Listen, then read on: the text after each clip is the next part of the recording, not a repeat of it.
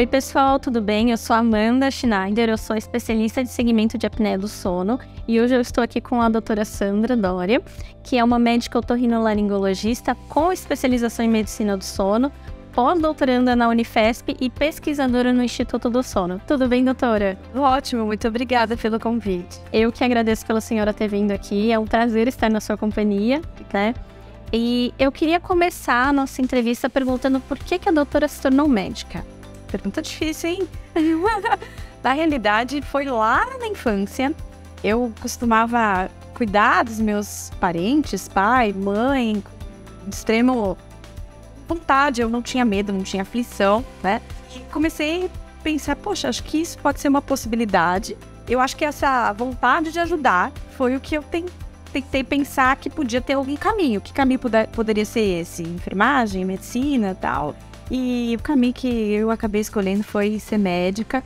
Mudei de colégio, fui para um colégio mais forte para conseguir entrar na faculdade de medicina. Tive sempre muito apoio dos meus pais para chegar nesse objetivo, que não é fácil, né? É um objetivo, eu acho que difícil, com desafios muito grandes, mas que eu sempre gostei muito. Sempre foi assim, foi um caminho que eu não me arrependo nem um pouquinho de ter feito. E como que surgiu o sono na vida da doutora? Fazia já otorrinolaringologia, né? Há uns 2 anos, aproximadamente 2-3 anos que eu já tinha me formado otorrinolaringologista. Quando o meu filho nasceu, meu primeiro filho nasceu, e ele tinha um distúrbio de sono muito intenso, que eu comecei a não saber dar conta, nem eu, nem a pediatra, e aí fui em busca de... Eu comecei a descobrir que existia médico do sono. E fui atrás de um, de outro, e comecei a ver que era uma área que podia ter alguma intersecção com o que eu já fazia, porque afinal de contas eu não queria largar a otorrinolaringologia, eu queria ver algo que pudesse acrescentar.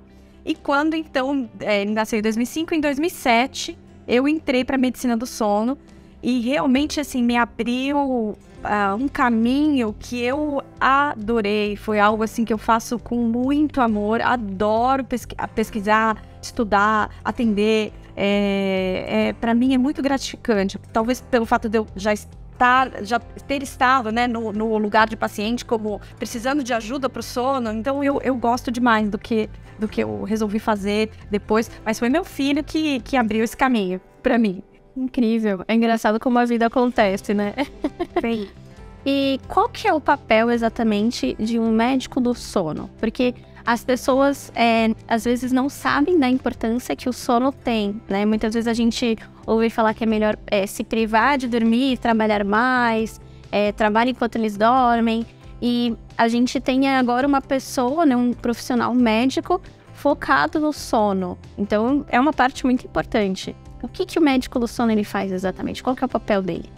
Na verdade, a medicina do sono, ela pode abranger e tá dentro das causas de muitas doenças de outras subespecialidades, né? Então, doenças cardiológicas, vasculares, geriátricas, metabólicas, endocrinológicas. Então, tudo isso a gente consegue ajudar tratando do sono, todas essas subespecialidades. Então, se a gente imaginar que a gente consegue ter essa visão geral, a gente consegue fazer com que o paciente tenha esse benefício frente a uma visão mais individualizada. Então, por exemplo, se a gente pega a apneia do sono, que é uma das doenças que a gente mais trata dentro da medicina do sono.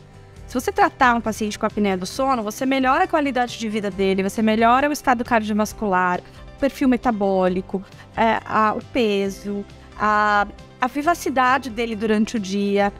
Consequentemente, o geriatra vai ficar muito feliz com isso. Então, a gente consegue pegar essa doença e distribuí-la de uma forma muito boa para todas as outras subespecialidades, né? Então, a gente consegue olhar o paciente de uma forma global. E o sono, ele é isso. Se você não tem uma boa qualidade do sono, você vai ter consequências em diversas áreas. Atualmente, eu vejo que as subespecialidades que eu citei, elas já estão mais de olho nisso, elas já percebem que o sono pode ser a causa do problema do paciente e encaminham, então, sim, estão encaminhando mais para o médico do sono, para conseguir adaptar o CPAP, ou fazer um procedimento cirúrgico, ou adaptar, enfim, fazer o tratamento específico para aquele caso.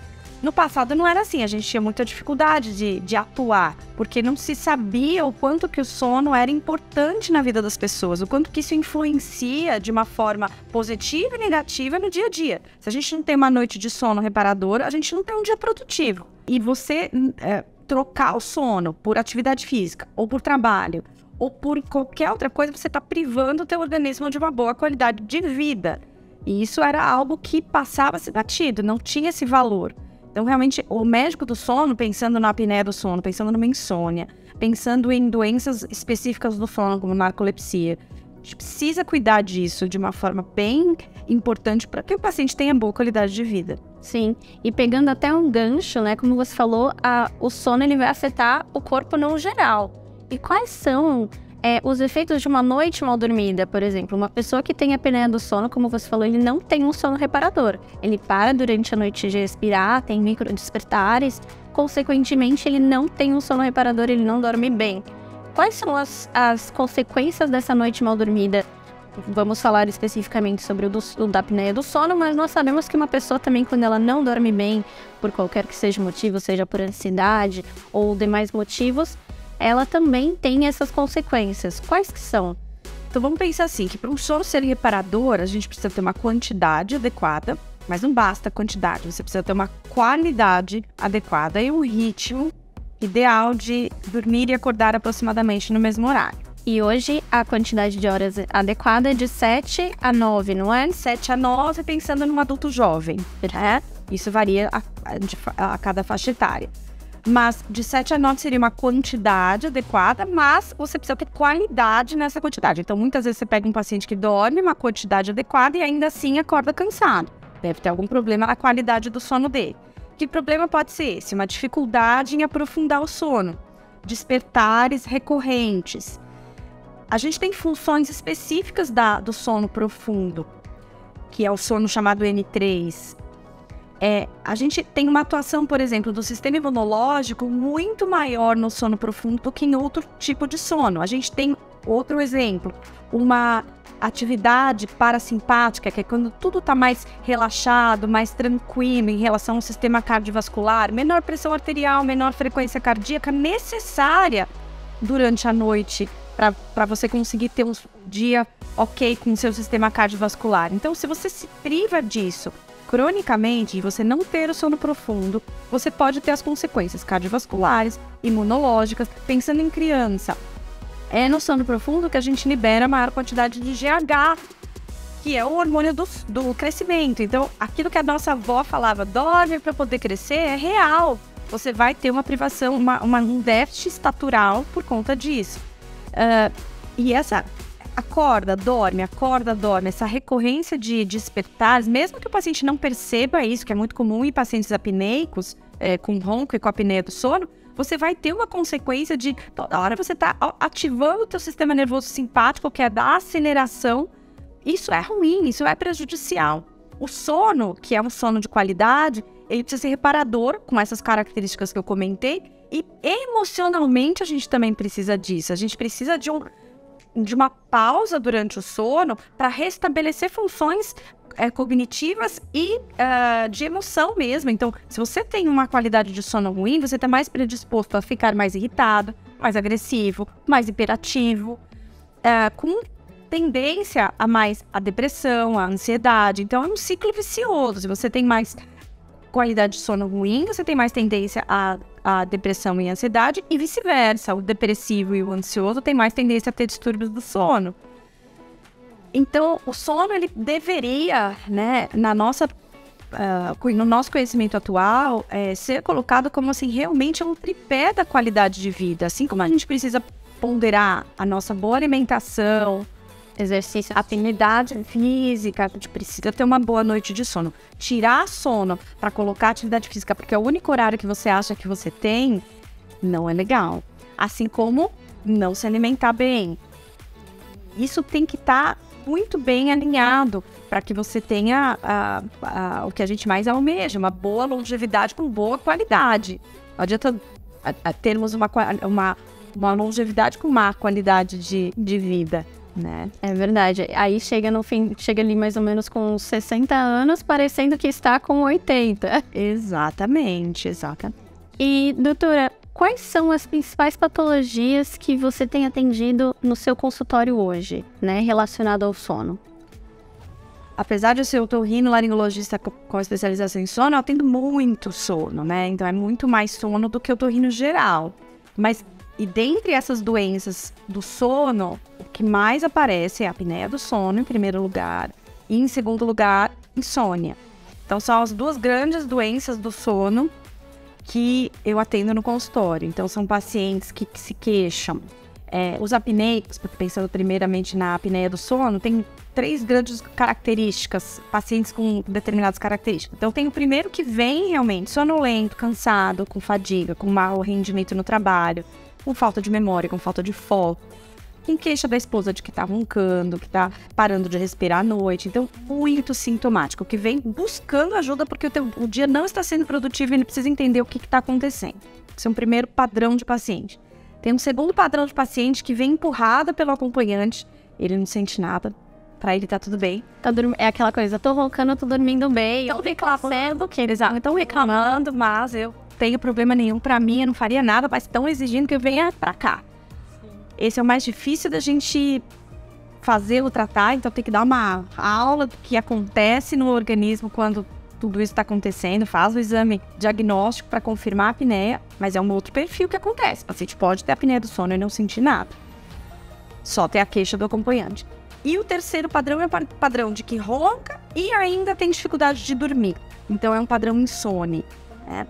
Tem a outra doença do sono que eu atendo com frequência, que é a insônia propriamente dita, que geralmente são pacientes que têm já um antecedente de longa data com uma dificuldade de manter o sono ou de iniciar o sono, com características, com dificuldades de manter hábitos adequados de vida, principalmente à noite. Então aí você precisa fazer uma reorganização, muitas vezes, de hábitos desses pacientes insônios para você conseguir que ele melhore sem tanta injeção de medicamento, sabe? Sem tanta indicação de você tratá-lo do ponto de vista medicamentoso, com remédios, né? Então a ideia é que você consiga trazer uma mudança de estilo de vida para que isso reflita na hora dele dormir. Então o insônia a gente pode dizer que ele mudando os hábitos diários dele, né? Ele já consegue ter uma melhora, então uma mudança mais comportamental, né? Isso me lembra bastante aquelas dicas da higiene do sono, que são dicas para você ter uma boa noite de sono. E quando a gente fala do apneico, ele já é um tratamento que exige um equipamento, certo? Ele precisa de por exemplo, um equipamento CPAP, ou de uma cirurgia, ou até mesmo de um aparelho intraoral. Sim, mas também eu acho que é interessante levantar a questão de que às vezes o apneico, né, o paciente que tem ronco e para de respirar, isso a gente chama de paciente apneico, uma grande causa que leva ele a ter essa doença, uma das grandes causas é a obesidade. Então, ele também precisa fazer a parte dele na perda de peso, né? Que não é rápida e que não é fácil. Como a gente sabe que essa doença é uma doença que tem potencial agressão ao sistema cardiovascular, com risco aumentado de infarto, de arritmia, de AVC, de morte súbita, a gente não deixa o paciente só por conta dele perdendo peso, e tudo bem, quando você perder o peso que você precisa, você volta. Não.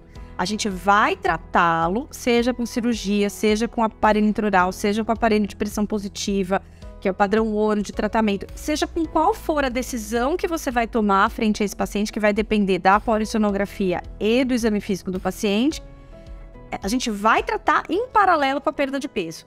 Então, no passado, a gente realmente, você precisa perder peso, o problema é a obesidade, é isso.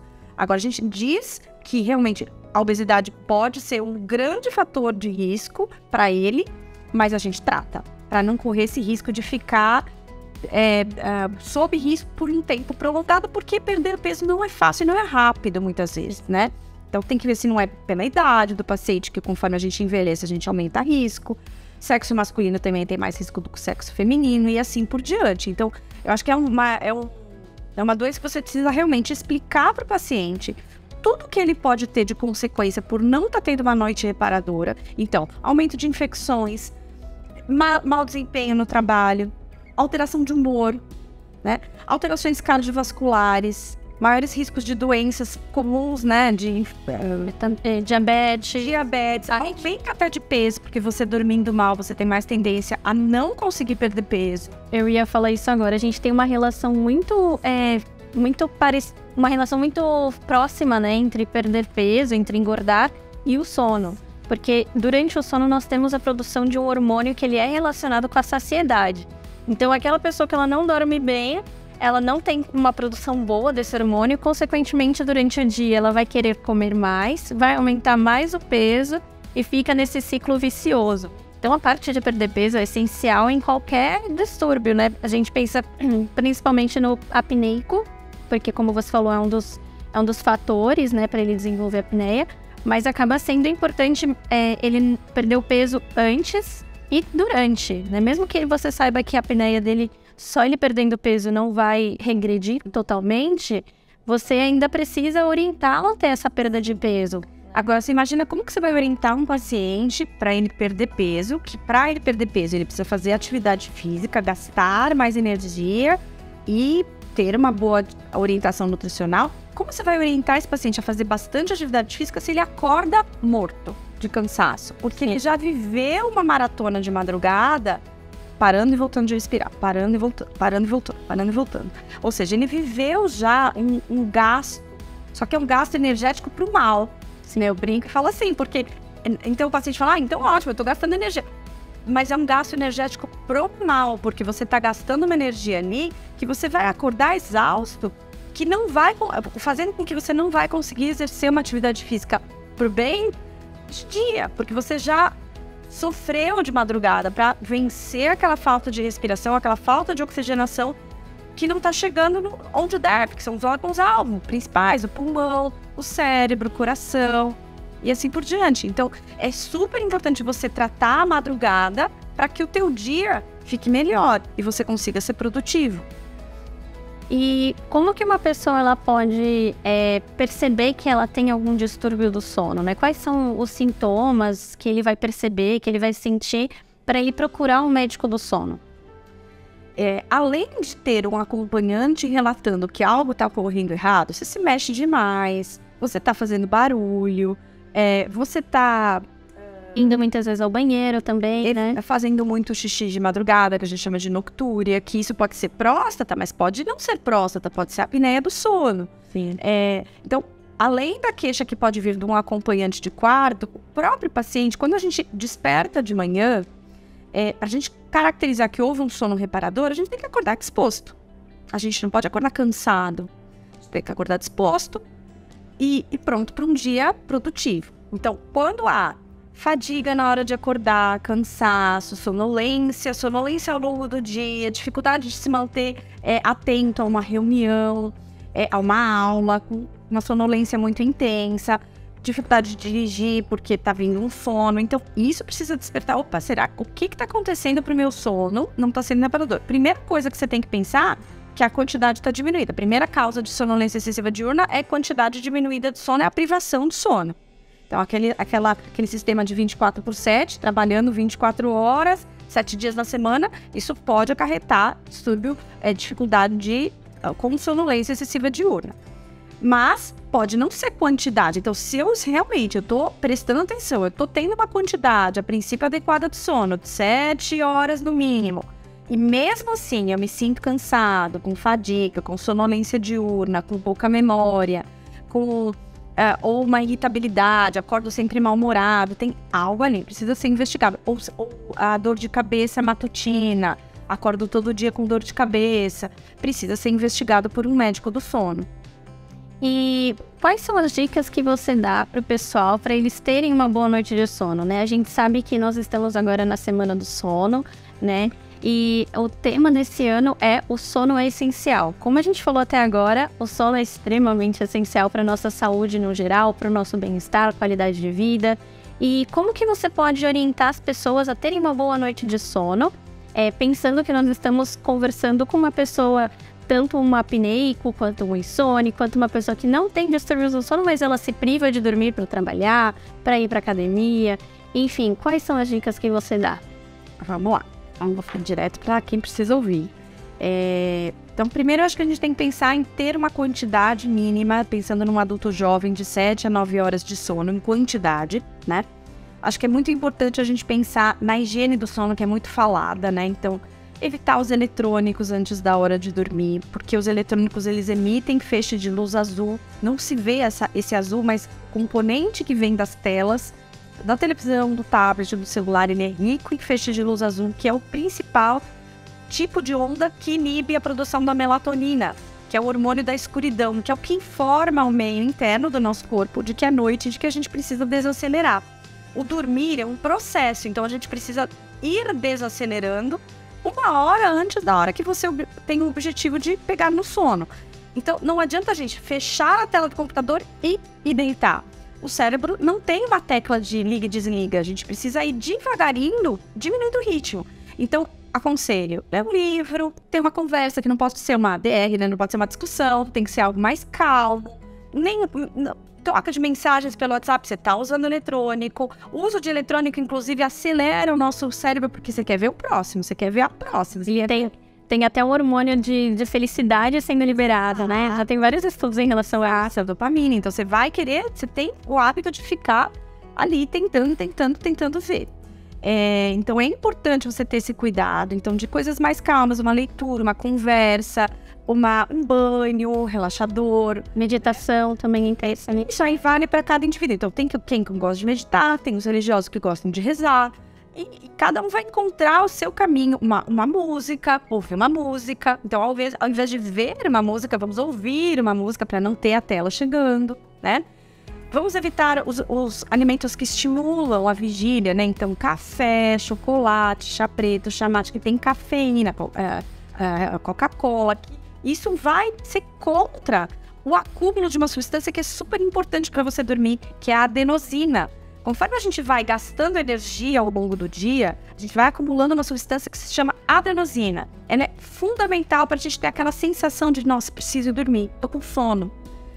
Se a gente tomar café, a gente gasta adenosina. E aí não vai ter sono. Outra coisa que é super comum, cochilinho na hora que eu tô vendo o jornal às 7 horas da noite. Não, eu só vou dormir às 10. Mas às 7 horas eu dou umas piscadinhas quando eu tô vendo a televisão. Essas piscadinhas consomem a adenosina, diminuem a pressão de sono às 10 da noite. Então é muito comum nos idosos. Eu deito na cama e não tenho sono, mas quando eu tô lá na poltrona, eu durmo. Você está fazendo errado. Isso é algo muito importante.